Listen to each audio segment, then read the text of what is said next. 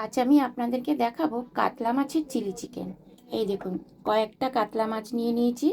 এটা দিয়ে চিলি চিকেনটা বানাবো। আমার চিলি চিকেন রেসিপিটা আপনারা প্রথম থেকে শেষ অবধি দেখতে থাকবেন, আশা করি ভালো লাগবে। একটা পাত্রের মধ্যে আমি নিয়ে নিচ্ছি কাতলা মাছগুলো, সব নিয়ে নিচ্ছি। এর মধ্যে এক এক করে দিয়ে মেখে রাখবো। 5টা কাতলা মাছ নিয়েছি। প্রথমে আমি দিয়ে দিচ্ছি নুন, তারপরে দিয়ে দিচ্ছি রসুন বাটা, তারপরে দিচ্ছি আদা বাটা, চামচ দিচ্ছি কর্নফ্লাওয়ার, আর দিচ্ছি জিরে, দিচ্ছি ধনে গুঁড়ো, তারপরে দিচ্ছি জিরে গুঁড়ো, আর এর মধ্যে একটা ডিম আমি ফাটিয়ে দিয়ে দিচ্ছি। ডিম ফাটিয়ে দিচ্ছি। ভালো করে ম্যারিনেট করে রেখে দেব 10 মিনিটের জন্য।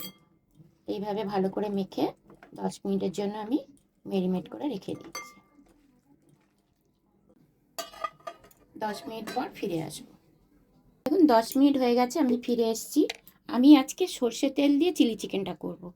দেখুন তেল ভালো করে গরম হয়ে গেছে। আমি এবার মাছগুলোকে ভেজে নিচ্ছি। একটা একটা করে মাছ আমি ভেজে নেব। কি সুন্দর ভাজা হয়ে গেছে মাছটা, খুব সুন্দরভাবে ভেজে নিচ্ছি। এইভাবেই সবকটা মাছ ভেজে আপনাদেরকে দেখাচ্ছি। এই দেখুন কত সুন্দর করে ভাজা হয়েছে মাছগুলো। প্রথমে দিয়ে দিচ্ছি গরম মশলা, গোলমরিচ, রসুন কুচি, আদা কুচি, পেঁয়াজ কুচি দিয়ে দিচ্ছি।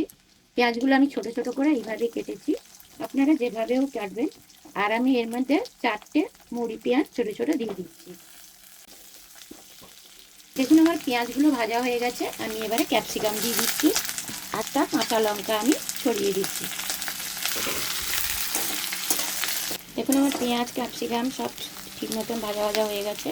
এবারে আমি চিলি সস দিচ্ছি অল্প একটু, আর অল্পই দেবো, সব অল্প অল্প দেবো, সেটা বেশি দেবো না। এবারে দিয়ে দিচ্ছি সসটা ভালোভাবে দিয়ে দিচ্ছি। এর মধ্যে আমি সামান্য একটু জল দিয়ে দেবো। আমার সব কষা হয়ে গেছে। এবারে আমি যে মাছগুলো ভেজে রেখেছিলাম সেগুলো দিয়ে দিচ্ছি।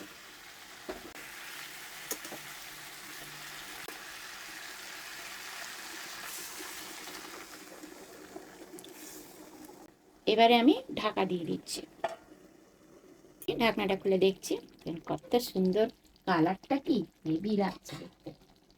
আমার হয়ে গেছে কাতলা মাছের চিলি চিকেন। এই দেখুন কত সুন্দর, একটাও ভাঙেনি কিন্তু, সব আস্ত রয়েছে।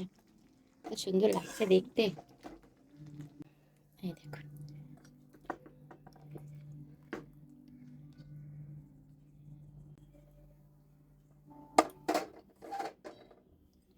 এই রেসিপিটা আপনারা অবশ্যই একবার হলেও বানিয়ে খাবেন, বাড়িতে সকলকে খাওয়াবেন, আশা করি ভালো হবে।